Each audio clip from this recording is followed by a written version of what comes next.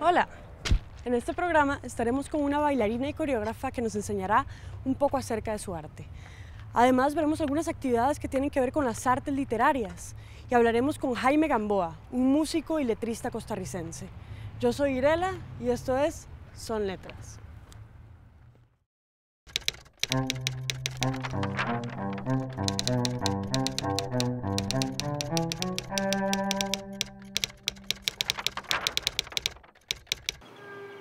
Mientras llueve que llueve en mi vecindad, y se inunda la escuela, y se inunda el portal, y se inunda mi vida de inseguridad entre la maldad y la soledad. Casi nadie se aventura a conocerla, casi nadie se equivoca tanto así. Nuestra calle, no señor, no está en el mapa. La autopista pasa cerca, eso sí. Amanece en la calle de la lluvia, y no sé si nunca vuelva a amanecer. Aunque griten los relojes que es de día, está oscuro todavía, pero el sol irá a salir. La calle de la lluvia del disco Hay niños aquí, de Malpaís. Cuando compuso esta canción se refería a qué calle. Sabemos que es al sur de la ciudad. Mira, cualquier calle de estas que está por acá, yo tengo recuerdos de los barrios del sur desde la más tierna infancia, porque la primera casa a la que yo recuerdo era en San Sebastián. Mis papás, cuando yo nací, vivían en San Sebastián, en Colonia Kennedy, se llamaba en aquel tiempo, Colonia Kennedy. Bueno, sigue llamándose así esa parte. Y desde entonces el recuerdo de esos bulevarcitos pequeños de las casas del Limbu de aquellos tiempos, ¿verdad? Que eran casas pequeñitas con un pequeño bulevarcito peatonal en medio y salías a la calle, ¿verdad? Esos tallercitos pequeños de todo lo que es aquí, Barrio Cuba, toda esta zona cercana a esta estación en donde estamos, lo recuerdo muy bien desde que soy muy niño. Y desde entonces me marcaron, se nos quedaron ahí grabados, ¿verdad? Mi hermano Fidel estudió en la escuela Juan Rudín su primer grado, que la Juan Rudín queda ahí por acá. Entonces estaban de cerca con todas esas. Claro, y son los barrios como de la nostalgia de la ciudad, ¿verdad? Porque en el material de Malpaís nosotros hablamos mucho de la nostalgia de Guanacaste y del campo, pero hay toda una parte en nuestro imaginario que tiene que ver con la ciudad. Y quisimos desde hace muchos años, ¿verdad? Antes de componer esa canción hablábamos de por qué no hacemos de repente algo que hable de toda esa época y de toda esa visión de la ciudad desde nuestro conocimiento, ¿verdad? Y eso es la calle de la lluvia. Además, yo pienso que yo no volví a vivir en los barrios del sur nunca, ¿verdad? Eso viví cuando era muy chiquillo y luego nos fuimos a otros lados y vivimos por todo lado, Heredia, Alajuela, Guanacaste. Pero esa imagen se nos quedó muy, muy fuerte y siempre cuando yo veía los noticieros que se inundaba, ¿verdad? Con los ríos que se salen en invierno, yo pensaba, tenemos que escribir algo de la vida de esos barrios, ¿verdad? Y hablar de la vida de esta gente. Y hay muchas imágenes ahí que tienen que ver con que la gente se pierde en la ciudad cuando va a estas calles, ¿verdad? Porque si no sos de ahí no te metes.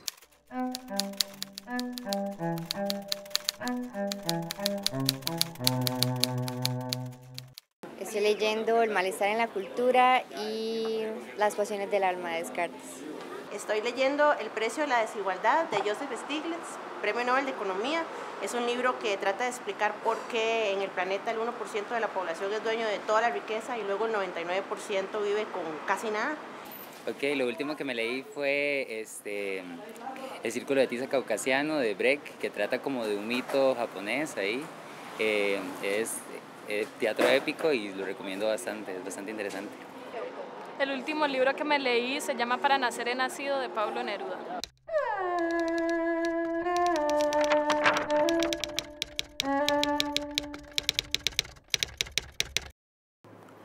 Estamos aquí en Editorial Librería Alma Mater. Aquí producimos libros bajo el sello editorial Librería Alma Mater.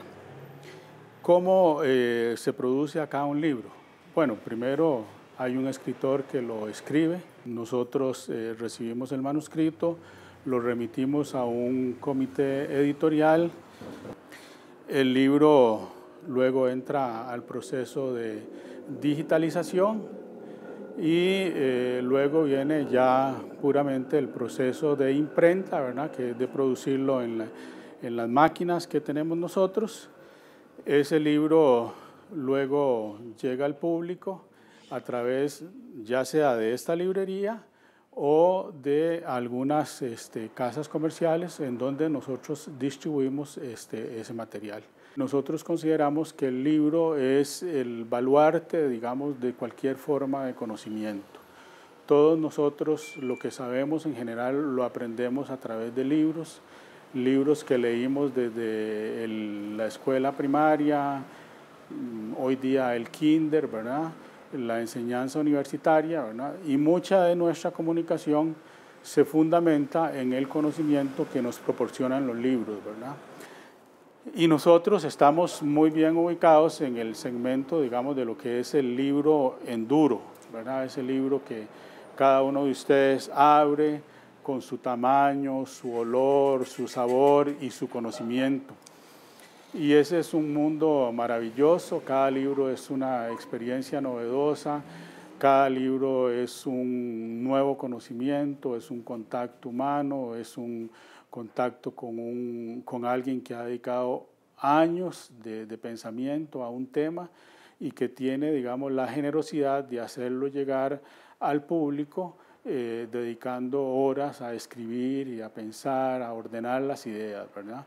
De manera que ese es un campo hermoso del conocimiento y en Editorial y Librería Alma Mater estamos muy satisfechos de haber encontrado en el libro nuestro regocijo y nuestra forma, digamos, de devolverle a nuestra sociedad todo lo que ella nos ha dado a través de la educación universitaria, a través de nuestro aprendizaje, ¿verdad? Estamos hoy día enfocados en tratar de renovar el conocimiento en estos campos que les he citado, notablemente el libro infantil y notablemente las ciencias sociales.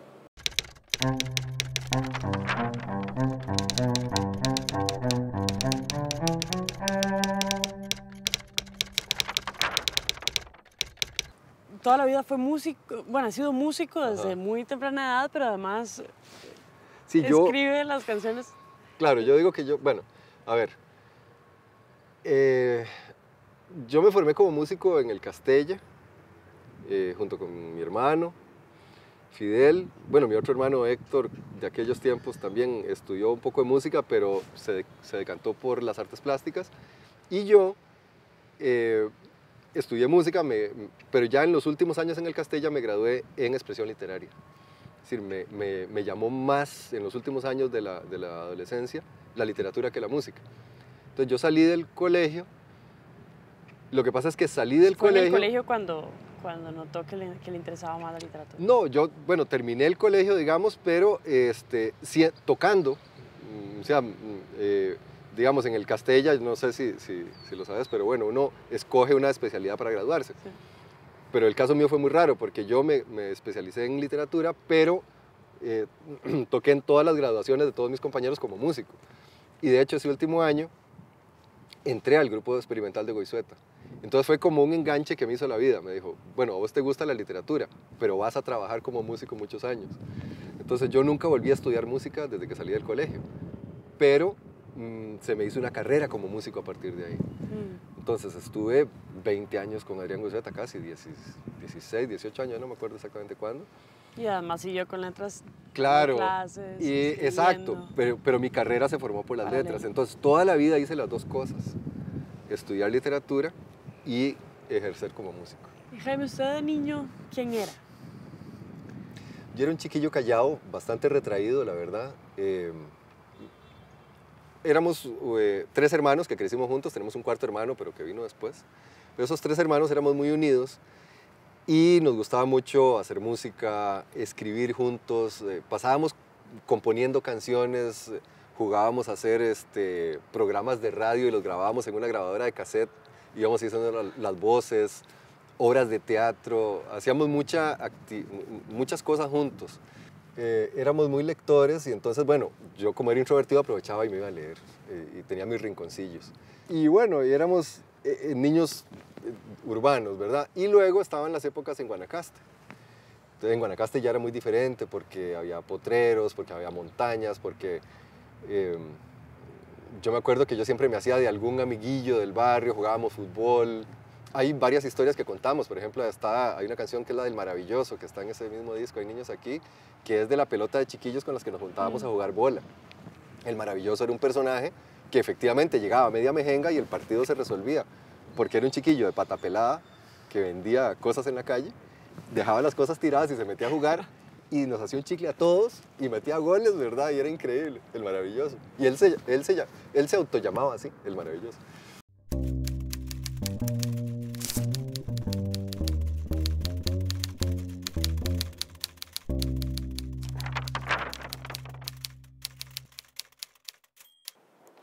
Yo creo que las letras y la danza tienen que ver absolutamente con la mayoría de los espacios de la vida de las personas, ¿verdad? La danza está relacionada con el cuerpo y con esa necesidad que tienen los seres humanos de expresarse, incluso antes de que tuviéramos el lenguaje, ¿verdad? Entré a la danza hace muchísimos años, tendría 5 años. Vivo en Alajuela desde que nací. La primera experiencia que tuve con la danza fue a esa edad en una academia de danza que había allá en Alajuela Centro, de una señora que se llamaba Queralita Pla, que ya murió. Habré comenzado a bailar profesionalmente a los 19 años, o sea, ahora tengo 22 años de estar en esto profesionalmente. Y bueno, este ha sido un espacio, danza universitaria, dentro de la Universidad de Costa Rica, un espacio que me ha permitido desarrollar mi carrera como bailarina, como coreógrafa y desarrollar proyectos incluso que tienen que ver ahora con gestión cultural, ¿verdad? Poder desarrollar todos los aspectos y las áreas que tiene la danza, que no se agotan solamente con el ejercicio de la interpretación, ¿verdad? Que fue así como ingresé.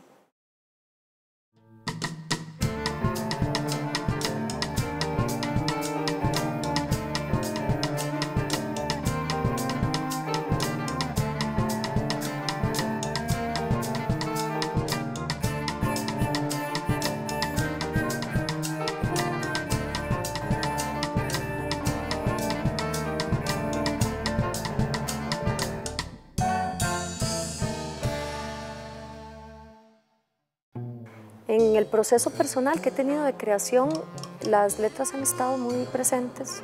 Por ejemplo, en la última obra que hice en colectivo con Gustavo Hernández y Antonio Corrales, me atreví por primera vez a escribir textos para la obra. Eso en este proyecto, ¿verdad? En otros proyectos, algunas creaciones han surgido a partir de lecturas. La mayoría de las obras, bueno, están inspiradas o enriquecidas por esta parte de la literatura, las letras.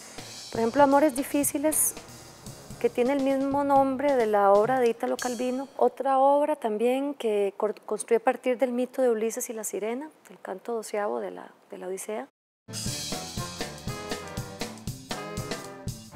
Y también, bueno, eso digamos con lo que tiene que ver con mi parte creativa, ¿verdad? Como coreógrafa, pero también como bailarina. En muchas ocasiones en danza universitaria se montaron obras que le demandaban al bailarín un trabajo en mesa y una lectura. Por ejemplo, Werther. Yo me apoyo mucho en la plástica, a mí me encanta la fotografía, el cine y en general leer es algo que me permite concentrarme, me permite pensar, me permite construir más allá de lo que las imágenes en otro tipo de áreas me da, ¿verdad? Cuando se me da la imagen, todo está ahí. Con la literatura, dependiendo de la habilidad del autor, del escritor, tengo la posibilidad de construir algo que si alguien está a la par mía leyendo exactamente lo mismo, va a construir diferente. Creo que la lectura, finalmente, es uno de los ejercicios que contribuye más al desarrollo de la mente.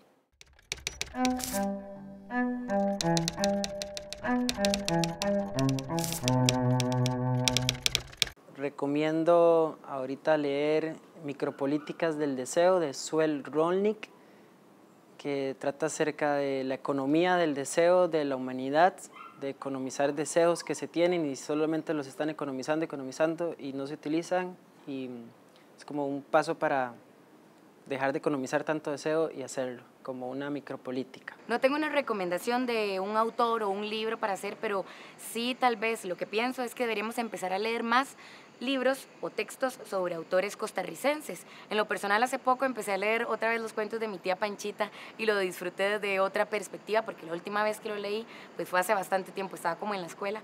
Entonces siento que retomar la lectura costarricense sería un éxito. Recomendaría el Manual de Nutrición de Océano, porque es un libro muy fácil de entender para las personas de sobre lo que es la nutrición. Recomiendo un libro muy especial de Alejandro Jodorowsky, se llama La danza de la realidad. Yo le recomiendo Into the Wild de Jack Kerouac. Les recomiendo la lectura de José Saramago para que se tenga conciencia del por qué fue el ganador del Premio Nobel de Literatura.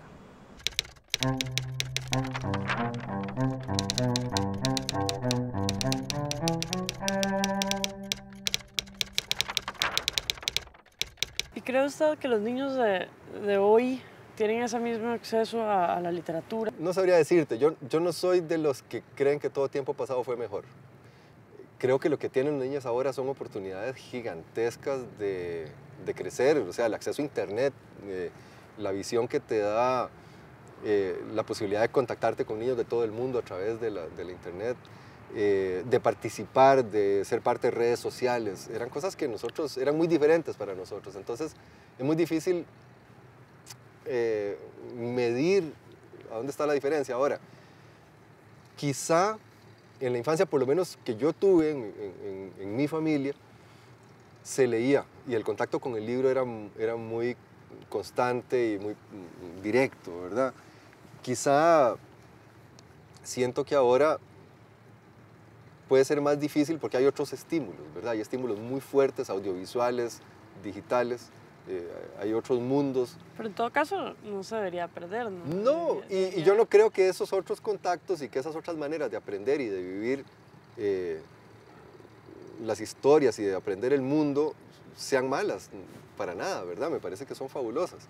Entonces no sé, la verdad, sí creo que quizá el aparato escolar tiene que luchar con estímulos más difíciles de contrarrestar, ¿verdad? Entonces, para hacerte poner la atención en un libro, ahora es mucho más difícil porque tenés alternativas muy atractivas. ¿Y qué propondría usted al sistema educativo para lograr llamar la atención de los niños en este sentido? Yo creo que lo que pasa es que hay que empezar por los profesores, ¿verdad? Yo estudié literatura y fui profesor de literatura y sé que el principal problema que existe es que no nos enseñan a leer, ¿verdad? Porque leer no es pasar los ojos por las letras, ¿verdad? Es entender y es tratar de vivir y reinterpretar a partir de la experiencia personal eso que está leyendo uno. Y creo que esa parte de aprender a leer es en la que estamos fallando. Nos concentramos mucho en que la gente complete un libro y me pueda decir cuál es la anécdota y cuál es la historia, ¿verdad? Y le dedicamos poco tiempo en el aparato escolar al proceso de vivir la literatura, de entender a fondo y decir, uy, no, la historia de este personaje me toca a mí en esto, y entonces yo me empato con ese personaje. Creo que esa parte vivencial de la literatura, y de identificarme con los personajes, de identificarme con las historias, y de entender que esas historias me hablan a mí profundamente, esa es la clave. Y no debería perderse más tiempo en otra cosa más que en esa, ¿verdad? No se debería perder tiempo en que uno completara lecturas obligatorias para decir, me leí tantos libros y que al final no me quede nada, con solo un libro. Agarrar el Quijote y verlo desde primero hasta quinto año, ¿verdad? Pero entenderlo y vivirlo y entender qué es la literatura personalmente y vivencialmente, eso sería una ganancia muchísimo mayor que la de leer por encima o en resúmenes un montón de libros, ¿verdad? Que eso es el peor crimen que se comete contra la literatura, ¿verdad? Los resúmenes. Soy franco enemigo de los resúmenes. Cuando usted piensa en escribir, ¿cuál es el lugar perfecto? El lugar que se imagina y dice, aquí quiero estar. Mira,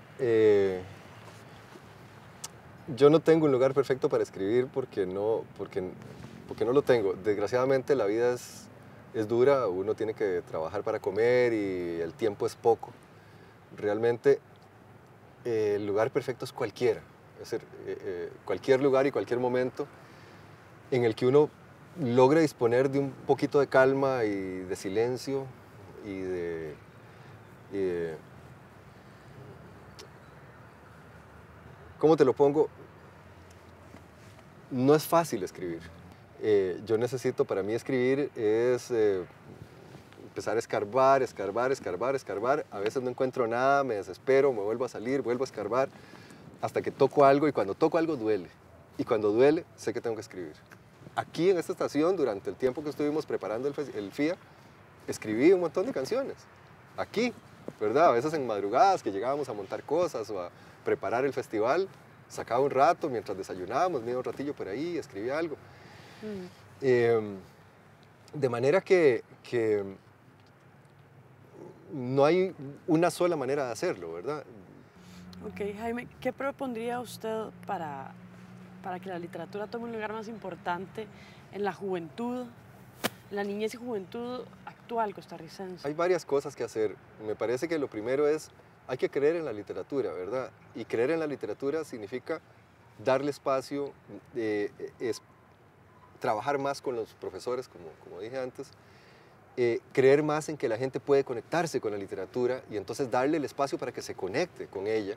Es decir, no pensar en que tiene que aprender algo hoy, sino abrirle la cancha para que se conecte con la literatura, decir, mira, este poema, pensemos bien, reflexionemos acerca de él, qué es lo que nos está diciendo de verdad. Es decir, entrémosle poco a poco. Agarremos a Jorge de Bravo, lo tenemos, es maravilloso y es una puerta de entrada muy linda para la literatura, para la gente joven. Leámoslo con tranquilidad, pensemos, reflexionemos acerca de la literatura. Yo pienso que eso es gran parte de lo que hay que hacer. Y lo otro es no tenerle miedo también a la canción. Yo creo que entre el mundo literario, lo vi cuando inauguramos el espacio Carmen Naranjo, aquí cerquita, hay una parte de la gente, de los poetas y escritores que sienten que la canción no es literatura, ¿verdad? Y ese es un reclamo muy grande que le tengo yo a mi gremio, ¿verdad? Porque me considero escritor, aunque lo que soy es letrista, ¿verdad? Y creo que un letrista es un escritor legítimo. Creo que Lennon y McCartney eran grandes escritores. Y lo digo y lo voy a afirmar siempre. Y Bob Dylan, ¿quién me va a negar que es un gran poeta? Leonard Cohen, por decirlos del inglés, pero vayamos a Silvio Rodríguez. Creo que tenemos grandes escritores entre los músicos que son poetas y que son cantautores. Y esa falta de conexión con la música y con la canción, que son vehículos de contagio de la poesía a nivel masivo y popular y joven, esa es una parte que los literatos, me parece que como gremio, están perdiendo o no se conectan con esto. Y que ahí perdemos una oportunidad como gremio literario de hacer conexión con la juventud y de hacer conexión con un gran público. Creo que la música es un vehículo poderoso para hacer llegar la poesía al corazón de la gente. Y si entendemos eso, creo que podemos aprovecharlo más. Bueno, Jaime, muchísimas gracias por su tiempo. A vos. Un placer compartir con usted. Nos estaremos viendo. Vale, chao.